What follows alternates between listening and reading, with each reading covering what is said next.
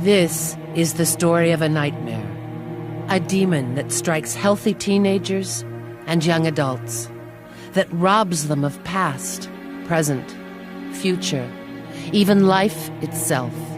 You know, schizophrenia is about the most complicated and fascinating disease that people have because it's so complex. It has so many different kinds of symptoms. I heard little voices like angels. I thought I could fly. Feels like my head's exploding. Feels like my head's going into spontaneous combustion, man. Schizophrenia is not split personality.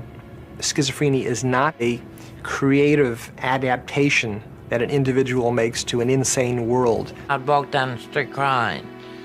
I was crying all the time for no reason, and people would say, "Why is that girl crying?" And I'd explode. I'd say, "Don't you understand?" This is a no-fault disorder. This is not something that's due to a willful child or somebody who just wants to be different. Every voice was God. And so everything they told me to do was a command from God, and I was a good Christian, so I had to do what they said. Schizophrenia is a brain disease that expresses itself in terms of disturbances of thinking and perception and behavior.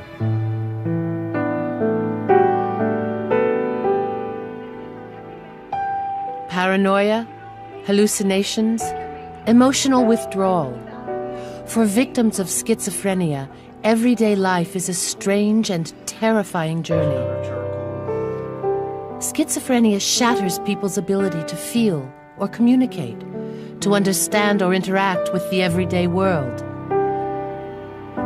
The symptoms represent what we know best about the disease. What we don't know is exactly why it strikes, who will be the next victim, or how to stop it. This film is a journey into the lives of people who suffer from schizophrenia and the scientists who are trying to understand it. Nobody knows. It's a mystery why this happens. It seems to be part of the human condition in that it is a uniquely human disorder, as far as we know, and about 1% of the population worldwide has the disease. 1% of the world population. 1 out of every 100 children, regardless of race, sex, economic class, or culture, will fall victim to the disease of the fragmented mind. Among its victims, we find prodigies and prophets, great artists, and mass murderers. But mostly, we find ordinary people like ourselves, our brothers and sisters, sons and daughters. This is part of the human condition in that something that some people are going to have. Schizophrenia strikes young men and women, most often between the ages of 15 and 30, and sends them into a state of endless mental agony. I think of it as an extremely tragic disease because it pulls the rug out from people, psychologically speaking, right when they're entering the time of their life. In schizophrenia, it's totally silent for up to 2 decades during infancy, childhood, and early adolescence. You have people who are valedictorians and the best athletes in school, the most popular individuals, and boom, they develop schizophrenia and everything changes. Do you think you've had a difficult life? Oh yeah, I've had a lot of suffering. I've had a lot of suffering, yeah. Do you think your life has been harder than like other people? Much harder than most people I know. How can you ask that question when I've had 71 psychiatric institutionalizations? Steve was the eldest son of a family from Scarsdale, New York. As a child, his brain was a gift of the gods. It carried him through the best schools in the country.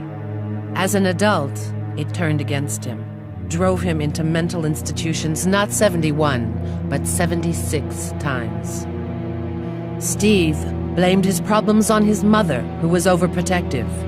His mother blamed it on his father, who was oversensitive. His father blamed it on Steve's friends, who gave him LSD. The doctors said that Steve had schizophrenia. Steve's mother told the doctors they had schizophrenia. No one in Steve's family knew what schizophrenia was. Steve, can you describe the transition when you started, feeling psychotic? Oh, yeah, it's like going to sleep in a penthouse in Manhattan and somehow waking up in on the suburbs of Nairobi in the jungle. It's as dramatic as that, yeah. In 1969, Steve had graduated from MIT and just finished his first year of medical school. At age 21, he suffered the first of many psychotic attacks. A world full of promise was flooded with fear and paranoia. How do you describe paranoia? I mean,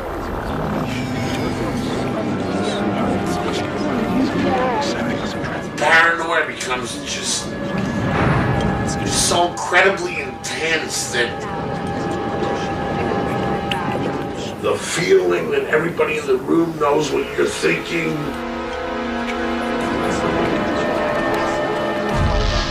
the feeling that everybody in the room wants to control you and get you to act in a certain way,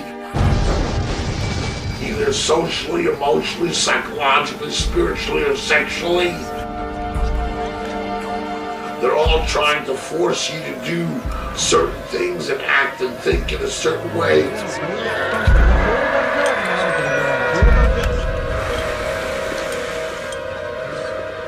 For Steve, life became a painful roller coaster ride between madness and clarity, and his own brain became his worst enemy. Intense suffering for me is going beyond my limits. Having too many neurons fire at once, having too many planes, being on too many planes at the same time. If you're asking how it affects my body, goddamn, I don't know. No, what is it? Feels like my head's exploding.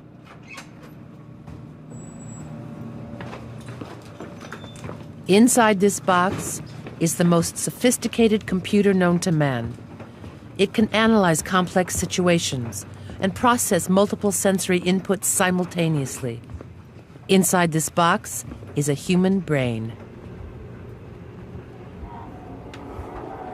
At the Harvard Brain Tissue Resource Center in Massachusetts, Dr. Stephen Vincent and his staff search for clues to the causes of insanity by studying the difference between healthy and diseased brains. Every time we have a brain here that we're processing, my staff and myself are constantly in awe of the miracle of what it is and the power of what it is and the ultimate mystery of what the human mind is and how the human brain functions. A convoluted mass of fatty tissue, blood vessels, and fluid weighing under 2 pounds on average, the human brain has been the subject of clinical research for generations. This brain was alive only 4 hours earlier. Scientists have found visible differences in the size and shape of certain regions of the brains of some people with schizophrenia, but the findings are not consistent. And when viewed under the microscope, it is virtually impossible to distinguish the brain tissue of a person with schizophrenia from that of a normal individual. So what is it that makes a schizophrenic brain different from a normal brain? Science is now showing us that the differences are at the level of brain wiring and brain chemistry. Most brain activity involves communication between cells called neurons. Messages are sent by chemicals called neurotransmitters, such as dopamine and serotonin. In people with schizophrenia, these chemicals are often found in abnormal levels. But this imbalance in brain chemistry is only one reason for the communications breakdowns of schizophrenia. Increasingly, neurologists attribute some of these problems to irregularities in the structural organization of brain cells, patterns first established during fetal brain development. During the second trimester of pregnancy, neurons actually migrate to build specific pathways in the brain. Any errors at this stage have lasting repercussions.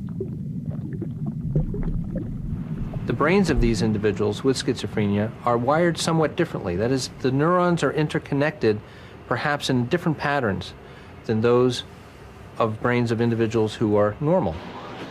Only recently has modern technology given researchers the necessary tools to begin to understand the physical functions of the brain.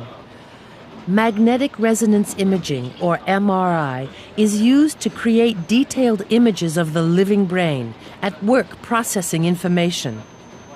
Dr. Nancy Andreasen from the University of Iowa was a pioneer in this field. The most compelling evidence for what is wrong with the brain in schizophrenia comes from functional imaging studies, where we can measure the circuits in the brain. Circuits are areas that are interconnected with one another and that have to communicate with one another. You can think about it as, programs on a computer making calls here and there for pieces of information or whatever. And in schizophrenia, those circuits aren't working right, and they're calling up connections, and they're misconnecting. And because they're misconnecting, sometimes people get the wrong information and hear voices when they shouldn't, or they misinterpret things that they see. Scientists believe the problems are in part genetic. Human brain wiring begins at conception. Sensitive ultrasound imaging now allows researchers to monitor development of the fetal brain inside the womb. In those early stages where neurons are being generated and they're migrating to their final positions and sending out branches to connect to other brain cells, it is thought that there may be some differences in the way that's happening with individuals who eventually are diagnosed with schizophrenia in their young adult time.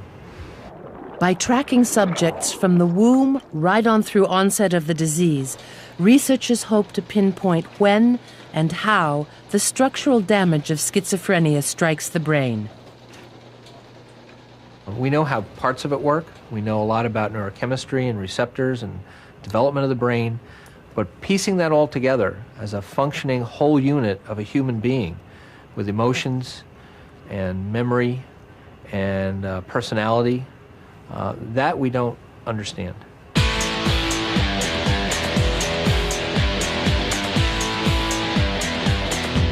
Stephen and Sean are identical twins. They grew up in a small village outside of Newcastle, England. As children, no one could tell them apart, not even their parents. Same genes, same family, same environment.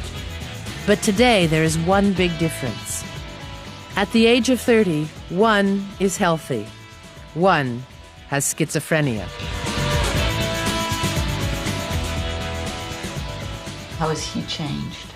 He's a lot quieter now, and more in himself, And he's like more lethargic. He doesn't get motivated much. Once open and uninhibited, today, Sean hardly ever ventures outside of his home. As boys, the twins were indistinguishable and inseparable. Whatever they did together. They started a rock band. They played soccer, partied, drank, and experimented with drugs. Sean's talents led him to one of England's top art schools. At 20, he was designing award-winning logos for a prestigious graphic design company in London. Then, his mind and his life collapsed. It was like I was getting distinctions and that, which is like the highest grade you can get. And we used to do like freelance work, sometimes for proper companies. Could you do that today, do you think? Oh, no, it's too much pressure on that type of work. I mean, you've got to meet deadlines and everything.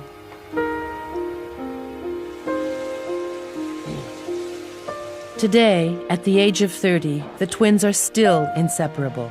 The disease that has shattered Sean's childhood dreams has leveled his brother Stephen as well. Both men are unemployed. Stephen is devoted to helping his brother cope in a chaotic world.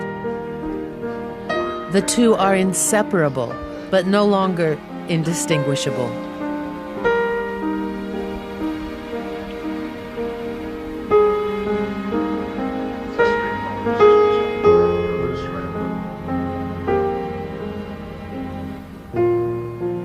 If the problem wasn't there, everything would be a lot better, you know.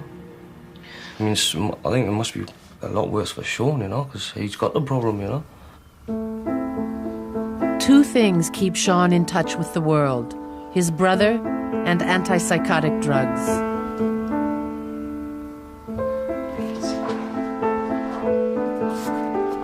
If I didn't take the medication, I'd be locked up now.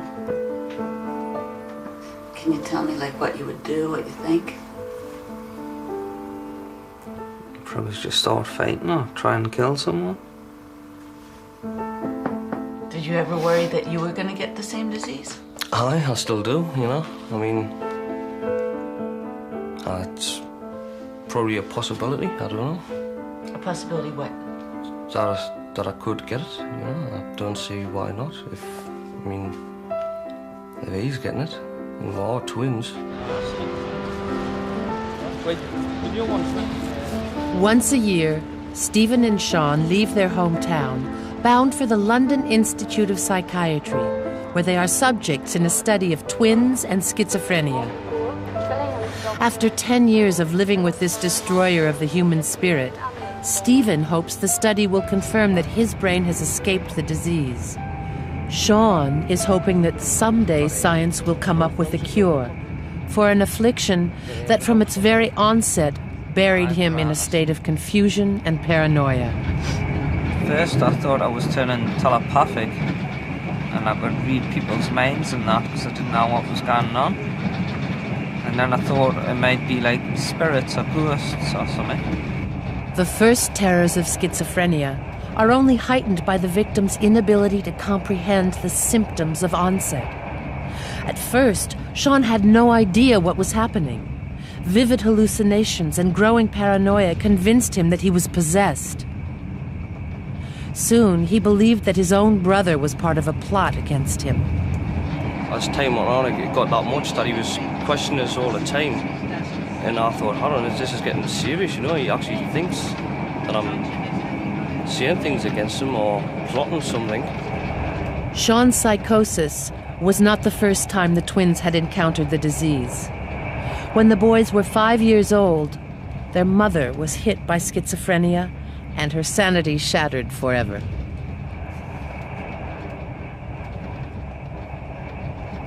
Watching his brother fall victim was devastating for Stephen. But it wasn't just lightning striking twice. Scientists now believe that schizophrenia is partly hereditary. Schizophrenia has its origins basically at conception. That is, it is a disease in which there's a genetic vulnerability.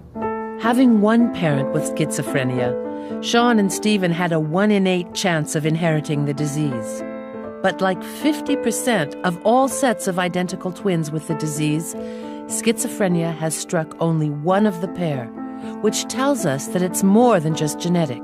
Genes mean that it's necessary to develop the disease, but not by themselves sufficient to develop the disease. There's something more that's needed. What is the more? The more has to come from the environment. At the London Institute of Psychiatry, Stephen and Sean are part of a study tracking 160 sets of twins. Here and around the world, scientists are searching for reasons why one twin can be stricken by schizophrenia while the other escapes. Twins are a fascinating group of people in that here you've got an identical pair. They share exactly the same genes. You can try and tease out the influences of the genes versus the influences of the environment. Dr. Farouk Ahmad is one of the specialists searching for the triggers to psychosis in the London study of twins. Even though we think of them having a common shared environment, the environment itself can be very different. For example, during pregnancy, the blood supply to one twin may be more than to the other twin, which would affect its growth and also the brain development. And we know from other studies that birth complications are important in predisposing people to developing schizophrenia. Sean was born with 2 strikes against him: a mother who would fall victim to schizophrenia, and, born 20 minutes after his brother, a birth marked by complications. Their painful history makes the brothers perfect subjects for study. Using magnetic resonance imaging, Dr. Ahmad is looking for signs of how the disease has changed Sean's brain. Sean, can you hear me? I'm going to ask you to start with a word as soon as you see the letter. For people with schizophrenia, even basic mental tasks can be overwhelming. By tracking blood flow within the brain, the MRI monitors how the brain tackles a job. Comparing results from Stephen and Sean's tests would reveal the difference in how their brains work and look. Stephen, that's your brain.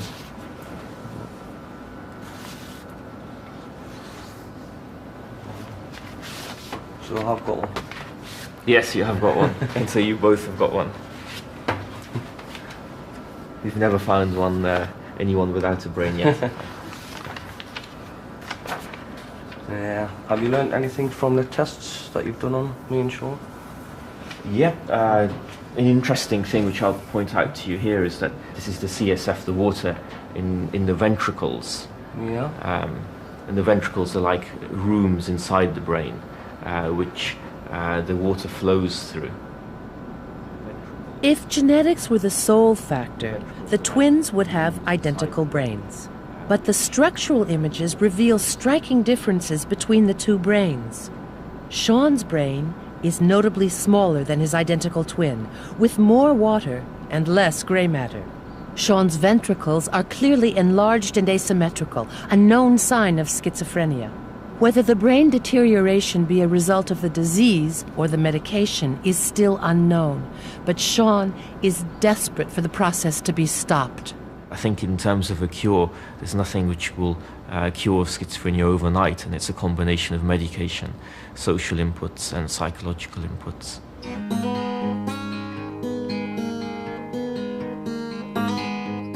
His brother, his family, and medication enable Sean to exist on the fringes of society. But he is a shadow of his former self.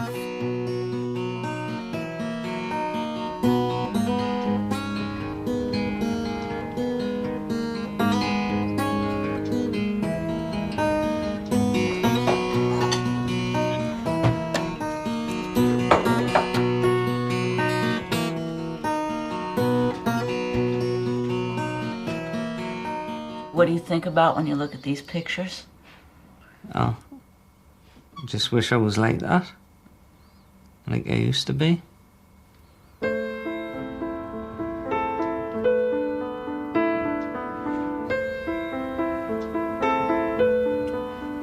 you think it's unfair somewhere?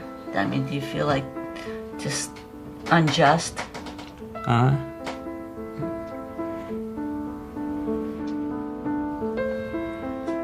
For Sean, every day is a struggle with fear, the nightmare that keeps him locked inside a lonely and frightening world.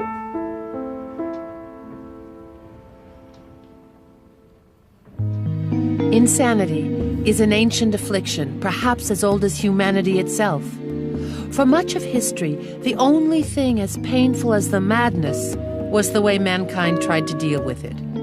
We've tried to lock it away, cut it out, shock it, or burn it out, but the nightmare refuses to disappear. Madness has always been with us. In ancient cultures, insanity was believed to be the result of a physical affliction, an imbalance of the 4 body fluids. The brain was the organ of the mind and susceptible to disease. But it wasn't until the Middle Ages that madness was proclaimed a sign of the devil, a punishment by God.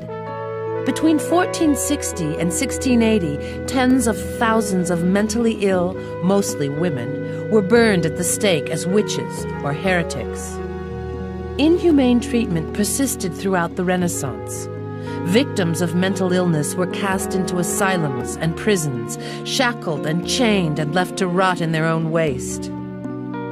By the 19th century, madness had become a subject for science. Still, new techniques for study, confinement, and suppression of lunacy were little more humane and no more productive than what had come before. With the 20th century and the birth of psychiatry, the disease of paranoia, withdrawal, and hallucination was defined and named. Schizophrenia, the affliction of the fragmented mind. Modern therapies like electroshock and lobotomy could still be abusive. Science had tracked the nightmare to the brain, but man was still determined to cut it out. The first real breakthrough in treatment came in 1951 with the discovery of neuroleptic drugs in France, powerful medications which diminish the experience of psychosis. Numbed by these powerful drugs, people with schizophrenia could return to a life outside of the walled institutions.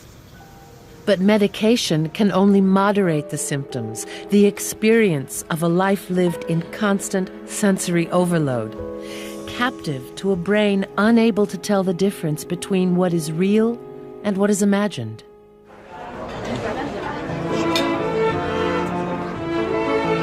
Imagine a world where a busy restaurant feels like the front lines of a battlefield. Where every sound, every voice, every note of music were all firing at you at the same volume.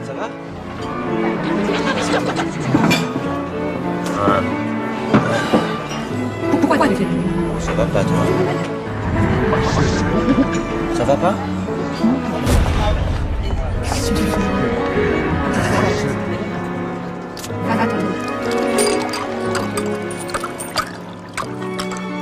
Imagine that in every glance you felt people were reading your mind, injecting thoughts into your head. That all of those imagined voices inside of your head are screaming at once in a language you don't understand. Excusez-moi, monsieur, vous désirez un apéritif? Imagine living trapped in a world with no boundaries between self and other. No border between your own thoughts and the thoughts of others.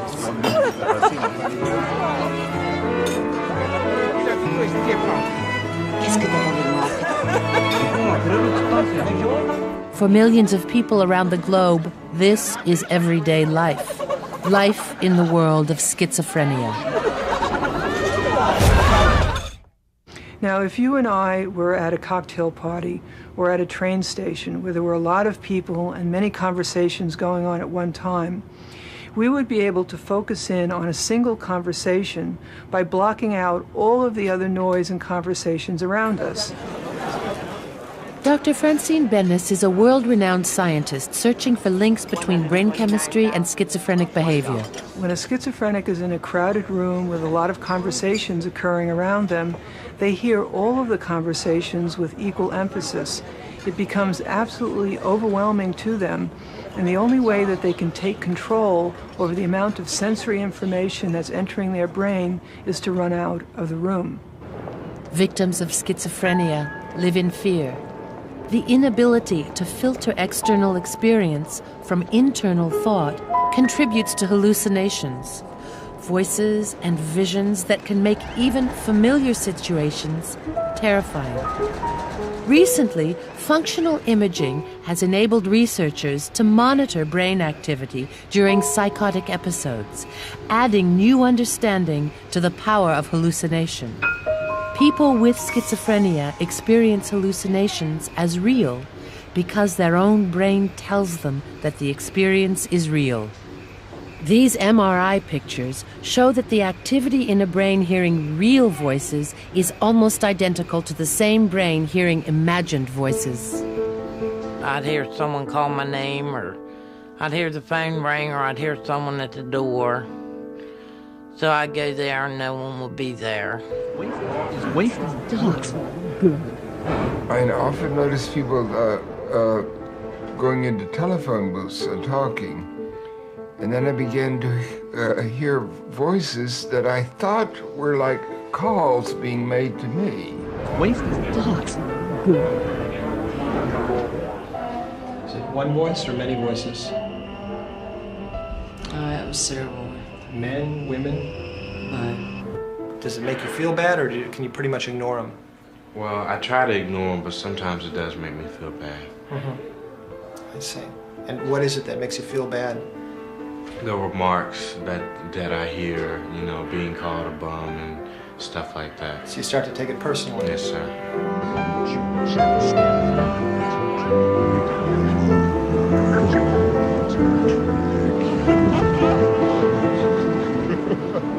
I hear, sometimes I hear voices, I hear names that are talking to me, but the voices don't have names. I don't hear the voices. I don't know what the voices mean.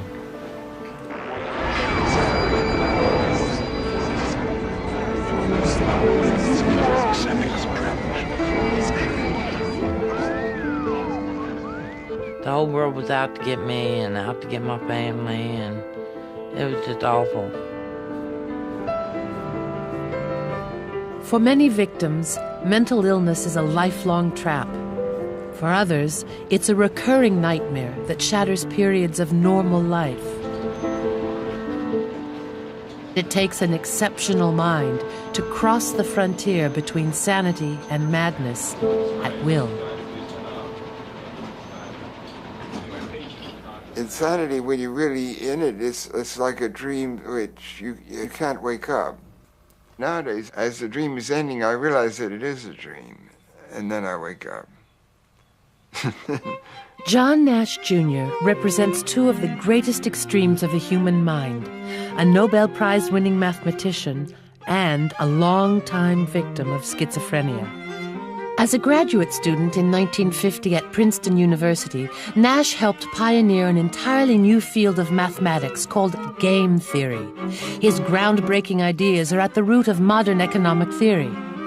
But it would take over 40 years before Nash was rewarded the Nobel Prize in Economics for that very theory. 40 years because, in 1959, at the age of 30, his remarkable mind short-circuited, and John Nash Jr. was hospitalized against his will for schizophrenia. The first time I was taken to the McLean, which is a very highly rated hospital, there were policemen. I struggled with them a little at the doorway, but resistance was futile. And we realized I'd been captured like a chessman on a chessboard. For the next 30 years, Nash's life swung back and forth, from the depths of insanity to the heights of intellectual reasoning, from homelessness in the streets of Europe to an honorary position at Princeton. His brain was subjected to insulin treatment, electroshock, high doses of medication. And still today, Dr. Nash is in a constant struggle between irrational and rational thinking. So ultimately, I managed to get beyond hospitalization, but without actually being sane.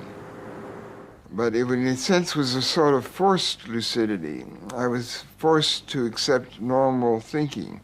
So when I returned to the delusional thing, I felt like I was escaping from having been under thought police that were forcing me to behave normally.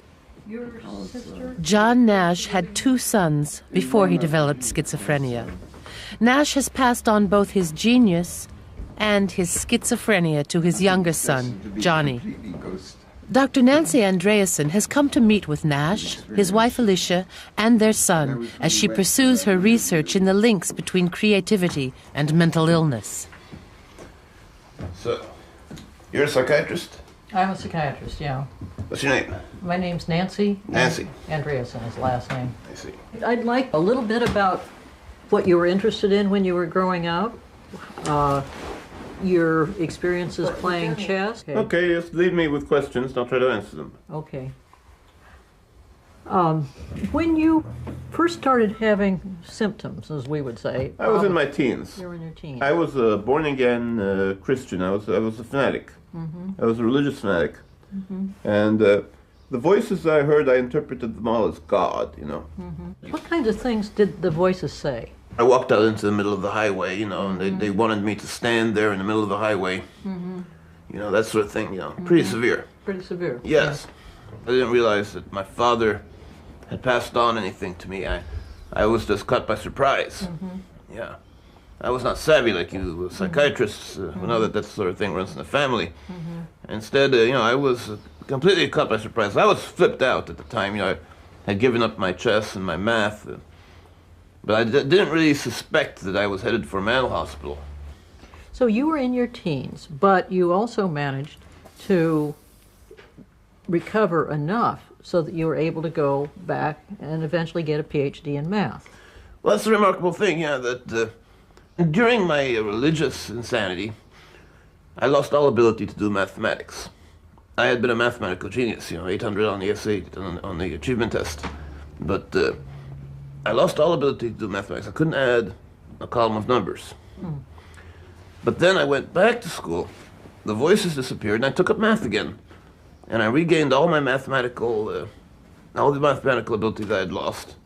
And I went on to get a PhD, yes. I published and I taught, yeah. I followed in my father's footsteps, to do honor to my father, you know. Yeah, yeah. And Johnny Nash, like his father, often experienced periods where he was able to regain his full intellectual capacity. But the psychosis would always reoccur, making life a roller coaster between insanity and lucidity. But I'm still suffering, you know, the symptoms of mental illness. You know, I hallucinate, I still hallucinate, you know, but I can function. I function despite the mental illness, functioning schizophrenia. When you mention hallucinations, what do you mean explicitly? You mean a voice, or what do you mean? Both auditory and visual. You see something? Yes. Didn't you know that I have visual hallucinations? Well, you claimed it once in the hospital. I remember one time... You're not keeping up with me at all if you don't know that I have visual hallucinations. Well, what is happening? I have visual hallucinations, Dad. What do you see? I see things in the air that aren't there, you know. How do you know? I mean, like ghostly figures or what? Like, like ghosts, yeah. Shadows? You see shadows? I see, you know, in the air. So it must be shadows, right? What do you see in the air? You could call them shadows. And he hasn't even kept up with me. Well, you haven't said that you see. Well, it's real hard. We don't see it. You have to tell us that you see. It's you know, your parents are not your doctors, and so they don't want to intrude on your life. That's too bad. Well, it's been a pleasure. It's been very nice talking to you. Thanks very much.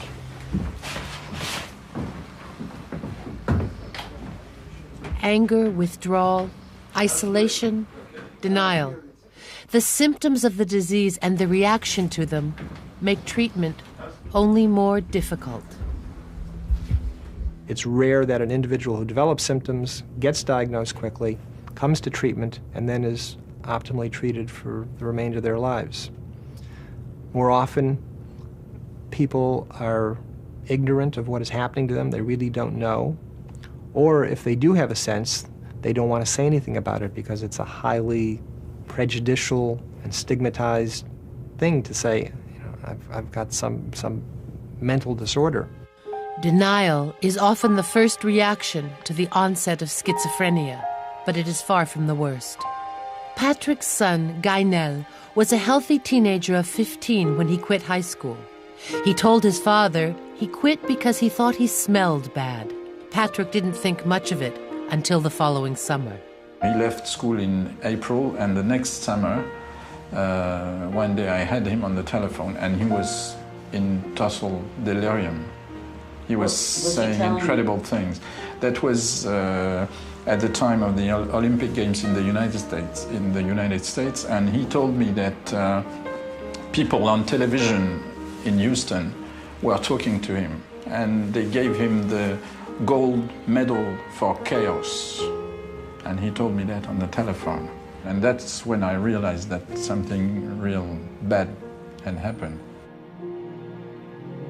I never thought it was a real disease. Even if I knew it, I mean, rationally, but inside me, I thought it was gonna be okay one day.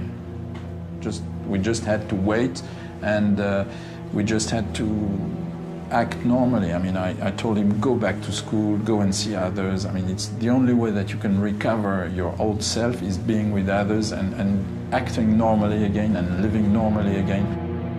With antipsychotic medication, Gainel's psychosis started to improve.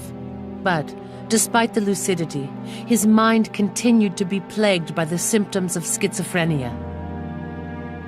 And he used to tell me, oh boy, I'm mad, I'm never gonna do it. And that made him very, very, very unhappy.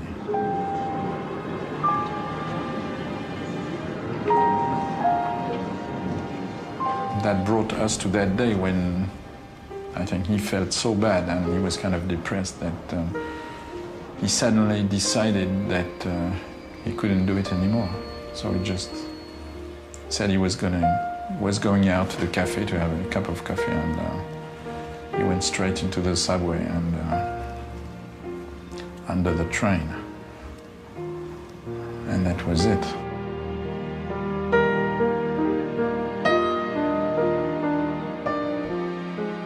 On January 27th, 1998, Gainel ended his life. He was 19 years old. 50% of the young people suffering from schizophrenia will attempt suicide. 10% of them will succeed. The sad part is that the longer a person remains actively symptomatic, the more time the disease has to progress, damage begins to accumulate in the brain, and the less responsive they are to treatment, and the poorer their prognosis becomes. There are some folks who are thinking about prevention, and their thesis is that if we start treating these young people with medication before the onset of the disease, that you have a high likelihood of preventing the downward effects of the disease in the brain before it actually manifests itself. So this is very controversial. You're medicating somebody for something that they don't have yet and perhaps never will have. There is no cure for schizophrenia, but medication does help to attenuate the symptoms. And the earlier the patient is treated with medication, in general, the better the outcome. At the University of North Carolina, under the direction of Dr. Jeff Lieberman, scientists are working to identify and treat patients at the earliest signs of psychosis. Dr. Diana Perkins studies the brains of first episode patients, young people dealing with the symptoms for the first time. By closely monitoring their brain structures as the disease progresses, Dr. Perkins hopes to determine whether schizophrenic brain anomalies stem from birth or develop over time. We're very interested in the earliest stages of the illness for many reasons. One, it will give us more information about what may cause schizophrenia. And we also hope that by intervening early, we may even be able to prevent the onset of psychosis, the onset of the illness.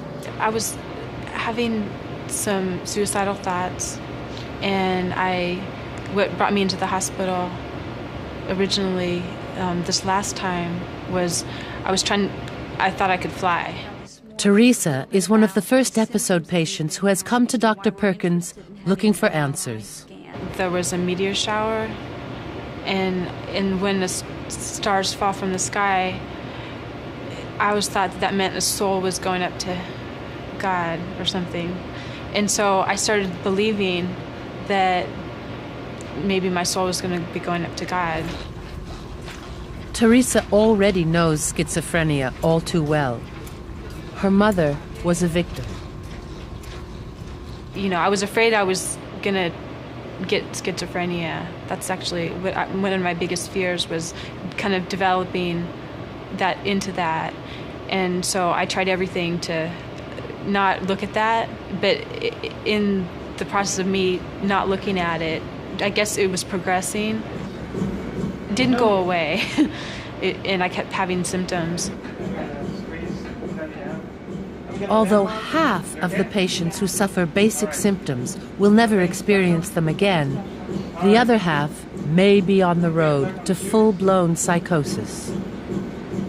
What we're hypothesizing is that the people that continue to develop symptoms or they continue to worsen may have some changes in these brain structures.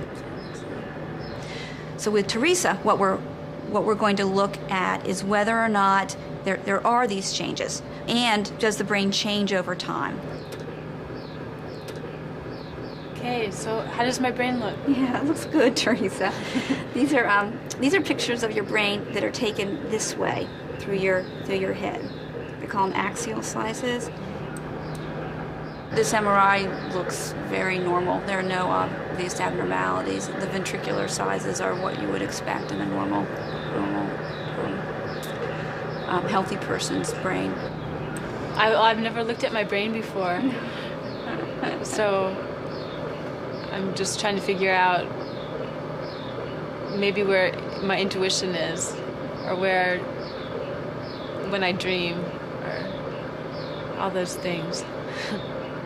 For the moment, Teresa's preventive treatment seems effective. As long as she continues with medication, the symptoms may not recur.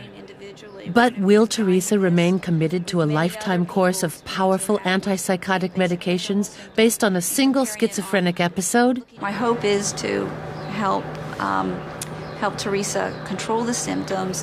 When she's all better, prevent relapses in the future.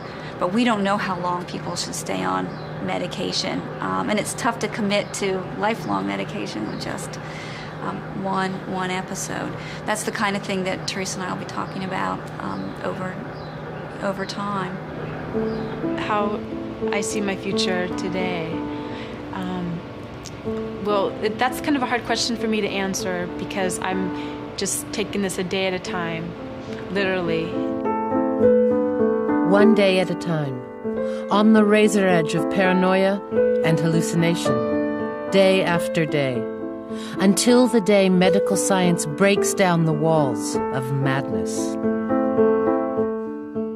I think we're getting better and better at treating schizophrenia, and now the majority of patients with schizophrenia live in the community and often are very well and may require only short admissions into hospital. Considering from where we've come in terms of our knowledge of schizophrenia, we know a great deal now, but we're on the verge of knowing an enormous amount more that will make a huge difference in our ability to diagnose and treat this disorder. And I really believe that we have the opportunity almost within our grasp to prevent or develop a cure for schizophrenia. I'm hopeful that there'll be more effective treatments will come to pass. The more we learn from basic science research, the more ammunition is available to design new medications that will be more effective with fewer side effects. And it's quite possible that in the future there may be a cure. Modern advances in medication have freed the victims of schizophrenia from the shackles of institutional life, but they remain the prisoners of their own minds. For Sean, support from his twin brother gives him strength to live. He continues to draw whenever he finds the peace of mind. Teresa is working as a mother's aide while pursuing her artwork. Dr. John Nash is developing new mathematical theories at Princeton. And his son Johnny is living at home and struggling with his persistent hallucinations. Steve Weiner died on March 28, 1998, at the age of 49, of complications stemming from his constant bouts with mental illness.